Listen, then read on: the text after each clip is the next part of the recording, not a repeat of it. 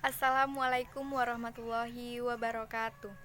Perkenalkan, nama saya Jihan Sakila. Saya dari kelas 12 APL 2. Saya akan menceritakan kembali tugas sejarah yang bertema Suku Orang Laut Indragili Hilir dan Bagan Siapi-Api menuju Kota Pusaka Indonesia.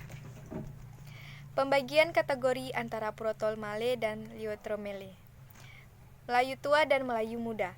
Jadi untuk Melayu tua, orang laut tergolong ras Melayu tua atau disebut dengan Proto-Male. Masuk ke Nusantara pada 1500 tahun sebelum Masehi. Kemudian, Melayu muda muncul 300 sampai 400 tahun sebelum Masehi.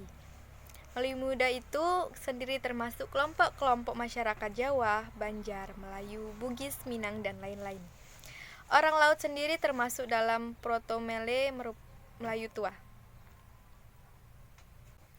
Bangsa orang laut bermula pada masa Kerajaan Perahu. Kerajaan Perahu ini kalau kita baca buku tentang awal bermula sebelum terbentuknya Filipina, itu ada namanya Kerajaan Perahu. Gelar rajanya yaitu Proh. Proh diambil Fir'aun untuk memakai gelar.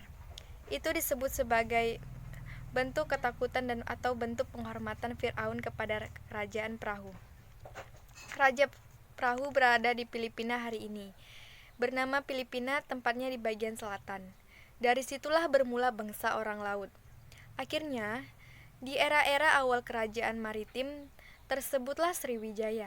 Maka di situ juga pendirian kerajaan maritim Sriwijaya itu didukung oleh bangsa orang laut.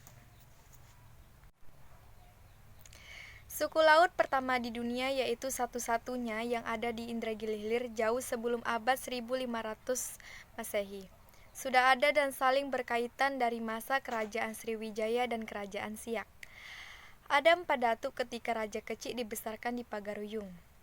Raja Kecik adalah anak dari Sultan Johor, dibesarkan di Pagaruyung dan membuka kerajaan di Buantan pertama kali didampingi oleh 4 datuk, yaitu Datuk Tanah Datar, Datuk Pesisir, Datuk 50 Kampar, dan Datuk 5 Laras.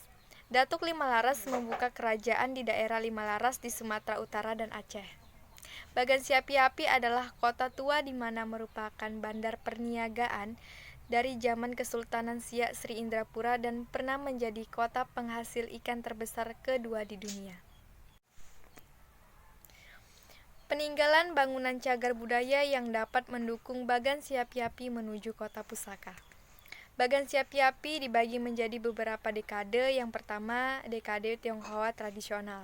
Saat itu, Tionghoa datang ke Bagan Siapi-Api, tapi tidak terdata oleh Sultan Siak. Kemudian, Sultan Siak mengirimkan seorang kapiten yang bernama William Ton. Kemudian, William Ton menjadi kapiten di Bengkalis, lalu sesudah zaman kapiten di Bengkalis, masuklah zaman kolonial. Jadi, tahun 1922, Bagan Siapi-Api resmi di bawah Belanda tanpa sepengetahuan Siak sekalipun, kecuali hanya dalam pemilihan penghulu atau pemilihan kepala kampung saja. Karena seluruh ekonomi sudah di tangan kolonial. Pada tahun 1965, Bagan Siapi-Api terlibat banyak sekali organisasi terlarang. Pada tahun 1965, Bagan Siapi-Api mulai kehilangan cahayanya.